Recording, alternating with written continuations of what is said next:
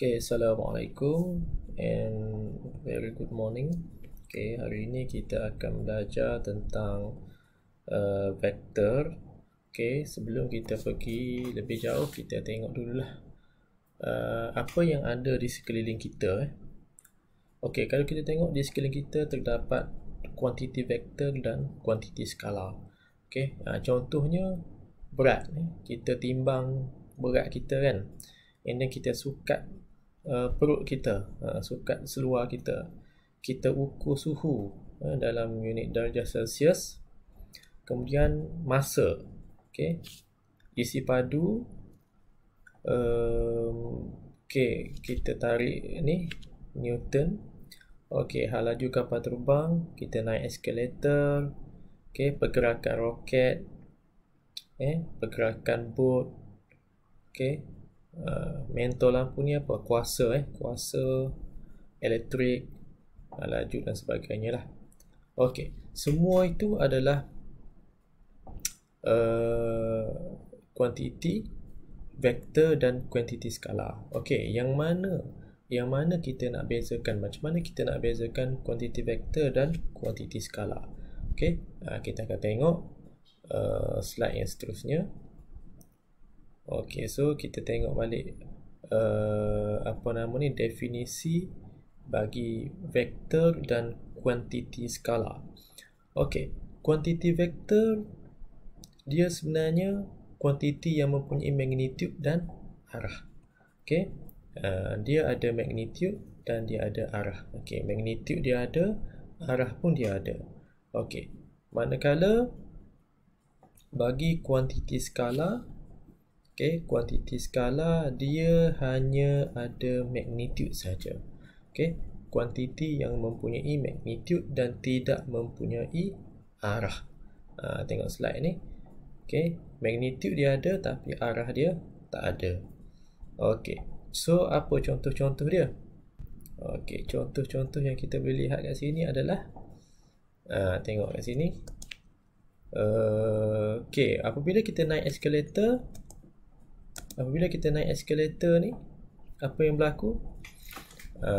Berlakunya magnitude, iaitu ni. Magnitude ni kalau nak faham dia macam dia punya size ataupun ukuran. Macam kat sini ukuran dia adalah pergerakan orang yang naik eskalator ni, selaju dia adalah 2 meter per saat. Okey, manakala arah, dia boleh jadi dalam bentuk sudut. Okay, dia naik ke arah atas 45 darjah di sebelah kanan kan. Okay, so ini adalah vektor lah, sebab dia ada magnitude dan dia ada arah.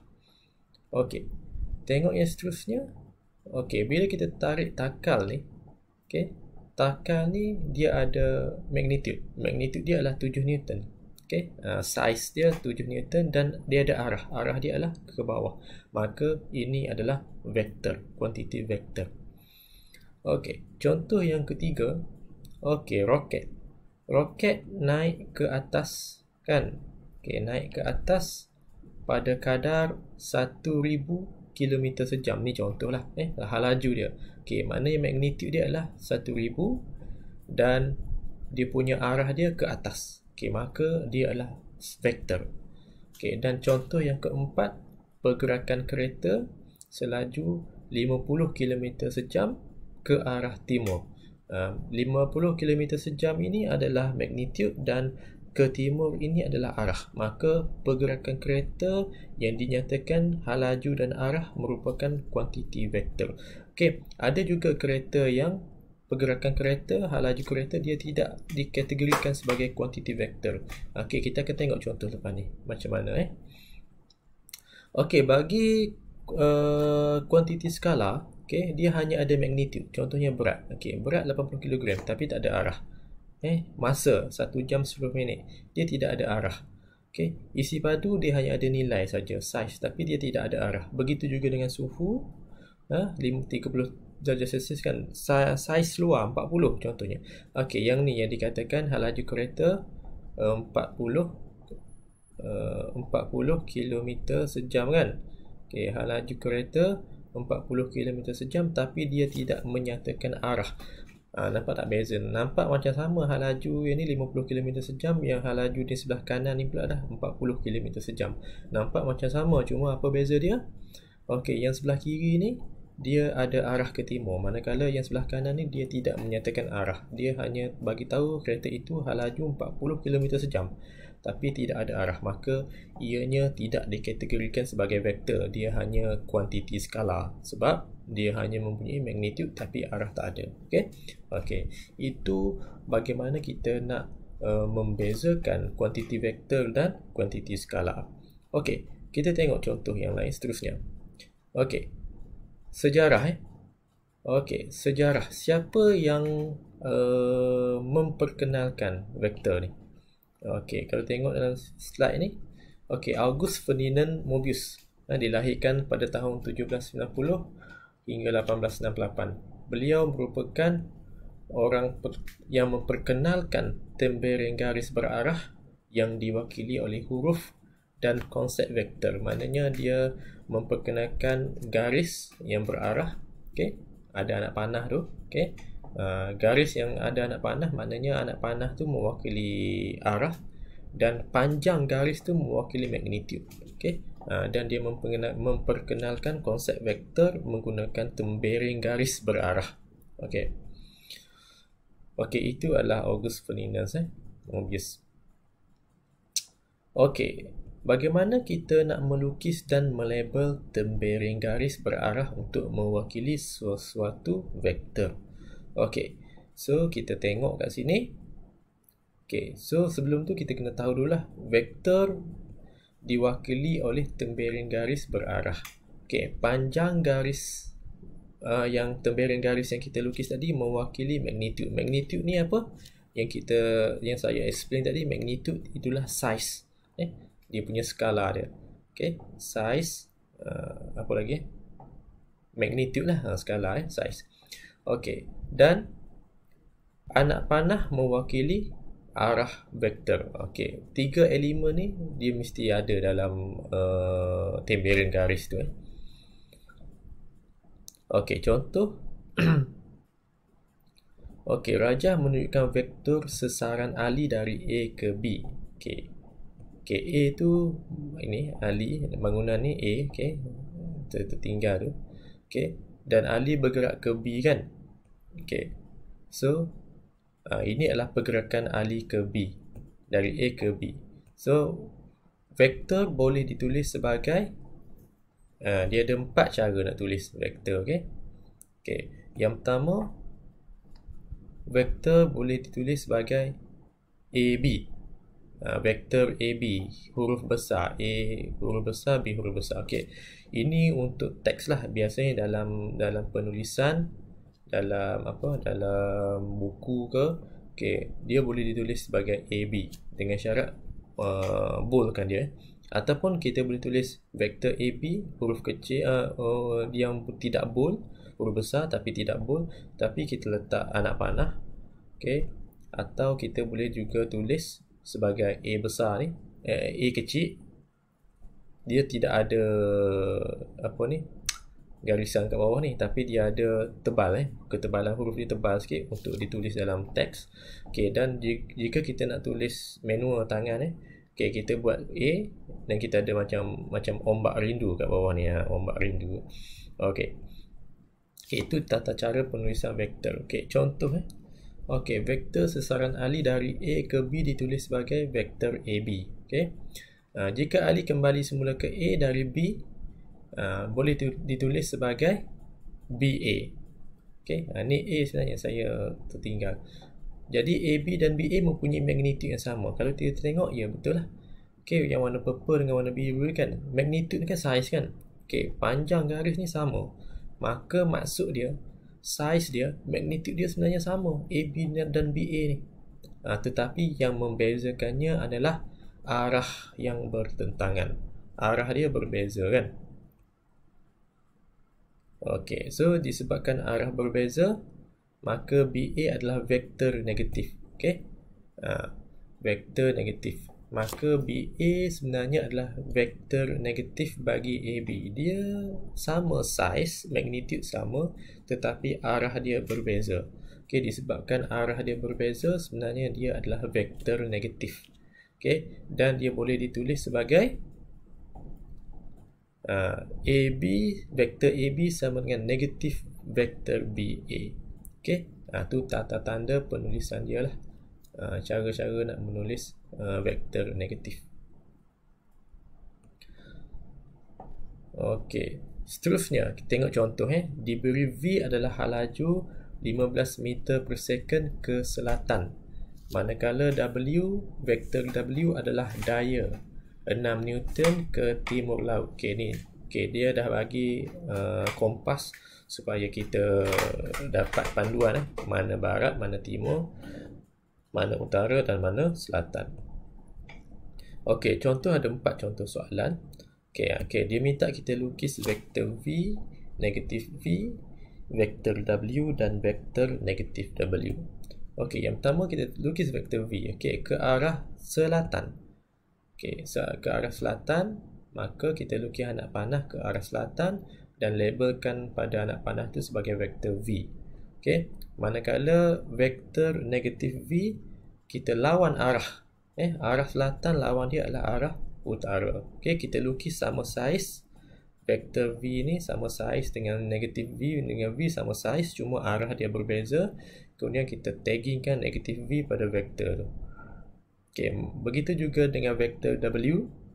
Vektor W adalah daya 6 Newton ke timur laut. Okey, kita andaikan panjang ni sebagai 6 Newton, timur laut 45 darjah ke atas sebelah kanan, 45 darjah kan. Kemudian kita tagging vektor tu sebagai W. Okey, dan negatif W sama juga, kita songsangkan arah dia. Kemudian kita taggingkan dia sebagai vektor negatif W. Okey, itu contoh mudah lah. Okey, seterusnya menentukan magnitude dan arah vektor yang diwakili oleh tembereng garis berarah. Okey, ini contoh grid square yang saya tunjuk kat sini. Okey, biasanya kita akan labeling lah. Okey, sebagai contohnya satu kotak mewakili 1 Newton. Dia punya ni. Okey, A bergerak ke B. Okey, vektor AB. Vektor AB, kalau kita tengok scale ni, satu kotak mewakili 1 Newton. Maknanya A ke B dia bergerak berapa kotak? 1, 2, 3, 4. Maka magnitude vektor AB sebenarnya adalah 4 Newton. Okey. Ni vektor AB sama dengan vektor A. Okey, kita tagging dia sebagai vektor A. Okey, kemudian magnitude dia, size lah magnitude ni kan. Vektor bagi A, okey, kita kira je. Okey, 1, 2, 3, 4. Kita boleh labeling. Kita boleh tulis magnitude sebagai, kita ada simbol absolute ni, simbol modulus. Okey, kalau nampak simbol modulus, sebenarnya maksudnya adalah size ataupun magnitude lah.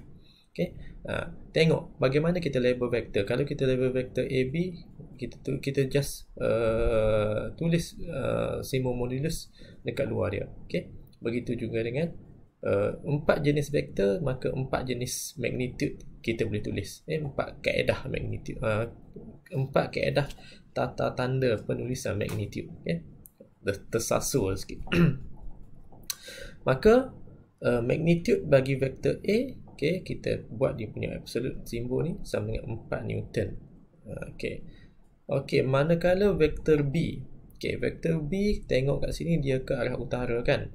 Okey, ke arah utara. Okey, tapi dia masih lagi menggunakan scale yang sama. Okey, kita just kira dia berapa kotak. Okey, so magnitude vektor B sebenarnya adalah 3 kotak mewakili 3 Newton. Alright. Okey, andai kata diberi vektor V. Okey, vektor V, kalau kita tengok kat sini, dia adalah cross. Dia cross kotak. Dia tidak tepat melalui scale ni. Jadi apa yang kita kena buat? Kita kena guna teorem Pythagoras. Okey, iaitu kita tengok dia punya tapak 4 Newton dan ketinggian dia adalah 3 Newton. Jadi kita guna teorem Pythagoras untuk mencari 3 dengan 4. Biasanya kita akan dapat 5 kan. 3, 4 confirm 5 Newton. Okey, itu kaedah untuk mencari magnitude vektor bagi yang tidak selari dengan paksi X dan paksi Y. Kita akan guna kaedah teorem Pythagoras. Okey. Mencari magnitude dan arah bagi vektor berikut. Okey, tadi kita cari magnitude. Yang ni kita nak cari keduanya. Arah dan magnitude. Okey, tengok contoh. Vektor A, vektor PQ, vektor RS dan vektor V. Okey, so kita akan tengok kat sini. Kita akan buat table senang. Okey, yang pertama kita tengok vektor A. Okey, vektor A magnitude dia senang sajalah. Kita kira 3 km sejam dan arah dia ke atas utara. Okey. Manakala vektor PQ. Okey, PQ kita guna teorem Pythagoras. Ni 3 unit, 3 unit. Okey. Kita akan dapat 3 darab dengan square root of 2. Kita tulis. Itu adalah magnitude dan arah dia adalah tenggara. Okey. Vektor RS, arah dia ke barat. Okey. Dan berapa unit? 5 km. Okey, 5 km sejam. Dan terakhir vektor V, kita guna teorem Pythagoras, kita akan dapat magnitude dia adalah 5 darab square root of 2 km per hour dan ke arah dia adalah timur laut. Okey, itu contoh yang pertama. Contoh yang seterusnya. Contoh yang seterusnya menentukan sama ada dua vektor adalah sama atau tidak. Okey, dua vektor. Okey, kita kena tengok law dulu lah. Okey, dua vektor dikategorikan sama, dikira sama jika dan hanya jika kedua-dua vektor mempunyai magnitude dan arah yang sama. Okey, macam kita belajar tadi vektor negatif dia tidak sama sebab dia arah dia berlainan walaupun magnitude dia sama. Okey, ni ada beberapa contoh dalam rajah ni. Okey, dia minta kita identify yang mana mempunyai vektor yang sama. Okey, keyword dia vektor yang sama, dia mempunyai magnitude sama dan arah yang sama. Okey, contoh soalan. Okey, ada vektor PQ, RS, TU and V. Okey, so kita buat table untuk comparison kan. Okey, yang pertama kita akan tengok vektor P dengan R. Yang mana vektor P dengan R? Okey, ini adalah vektor P dengan R. Okey, kalau kita perhatikan P dengan R ni, magnitude dia ada sama tapi arah dia berbeza. Maka P tidak sama dengan vektor R. Okey, Q dan V. Mana Q dan V? Okey, ini dia. Q dan V mempunyai magnitude yang sama dan arah yang sama. Maka Q adalah sama dengan V. Okey, vektor Q sama dengan vektor V. S dan U. Okey, vektor S dan U magnitude dia tak sama. Okey, tapi arah dia sama kan? Tapi dia tetap tidak sama lah. Vektor S dengan vektor U tidak sama. Okey, vektor T dan V. Mana satu? Oh ni. Okey, magnitude dia tak sama, arah dia pun tak sama. Maka confirm vektor T dan V tidak sama. Okey, dan akhir sekali P dan T. Okey, yang itu dia P dengan T yang joget-joget tu. Okey, magnitude dia sama, arah dia sama. Maka kesimpulan dia vektor P sama dengan vektor T. Okey. Seterusnya mendarab vektor dengan skala. Okey. Bagaimana kita nak mendarabkan vektor dengan skala? Tengok contoh ni. Jika K adalah skala, maka K darab dengan vektor A sama dengan KA lah. Dan jika K itu positif, maka arah vektor yang kita darab tu sama dengan arah vektor asal. Okey, kalau K itu negatif, dia akan menghasilkan vektor yang berlawanan arah. Okey, kita tengok contoh. Okey, dia beri vektor A. Okey, dia bagi vektor A. And then dia minta kita lukis vektor-vektor berikutlah. Okey, tengok vektor A. Vektor A ni dia dua unit kan, dua kotak ke arah kanan. Okey. Okey, tengok apa yang berlaku kalau A didarabkan dengan 3. Okey, A didarab dengan 3. So, kita akan dapat 1, 2, 3 loncatan. Jadi, total dia adalah ni, 3A. Kita tagging dia 3A, vektor 3A. Maknanya arah dia sama kan. Okey, bagaimana pula dengan 3/2A? Kita potonglah 3 ni bahagi 2. So kita tagging sampai sini je lah. So inilah vektor 3/2A. Dan vektor negatif 2A, dia lawan arah. Okey, 1 kali 2 kali. Sebab dia 2 kan. Maka arah dia berlawanan. Maka kita buat anak panah vektor berlainan arah dia negatif 2A. And then kita tagging dia sebagai negatif 2A. Okey, itu hasil darab vektor dengan skala lah. Okey, so kita tengok contoh yang seterusnya. Okey, rajah menunjukkan sebuah segitiga ADF.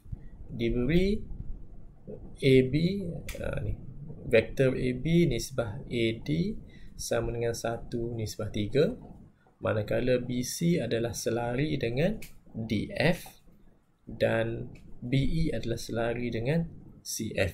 Okey, so jika vektor AB sama dengan vektor X dan vektor BC sama dengan vektor Y, ungkapkan dalam sebutan X atau Y. Dia baru bagi soalan. Vektor AD. Mana vektor AD? Okey, ni vektor AD. Okey, so daripada soalan dia dah bagi tahu, okey, iaitu vektor AD, nisbah vektor AB kepada AD sama dengan 1, 3, maknanya 1, 3, maknanya kita dah tahu dah, ni loncatan dia adalah 2, 1, 1 kan. Maknanya sini 1 dan sini BD ni adalah 2. Sebab apa? Sebab A ke D ni 3. Okey, 3, 1, 2, 3. Kita tengok contoh saya buat ni. Nampak tak? Okey, so 1, 2, 3 mewakili 3 ni daripada AD. Jadi kita pecahkan dia. Kita dah tahulah bahawa AB ni satu bahagian, B ke D ni sebenarnya 2 bahagian. Jadi kalau AD sebenarnya dia 3 bahagian. Satu bahagian mewakili vektor X kan. Maka AD sama dengan 3X. Okey, bagaimana pula dengan DE? Okey, DE selari dengan BC. Dia ada bagi tak vektor BC kan? Vektor BC sama dengan Y. Okey, BC sama dengan Y. Jadi kita kira kotak. Ni dia, BC sama dengan Y. BC tu andaikan BC ni sebagai satu lompatan, satu kotak. Jadi DE ada 2. Pada 2 loncatan dia, maka 2 kali Y. Maknanya DE sama dengan 2 kali vektor Y. Okey, bagaimana pula dengan DB? Mana DB? DB dia, nampak tak? Dia arah dia berlainan. Okey, maka dia 2 kali loncatan, 2 kali skala vektor R, maka vektor DB sama dengan negatif 2X. Okey, itu cara kita nak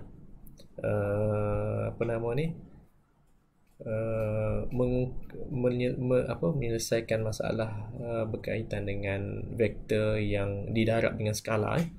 Alright. Okey, seterusnya yang terakhir saya kira 4.16 menentukan sama ada dua vektor adalah selari.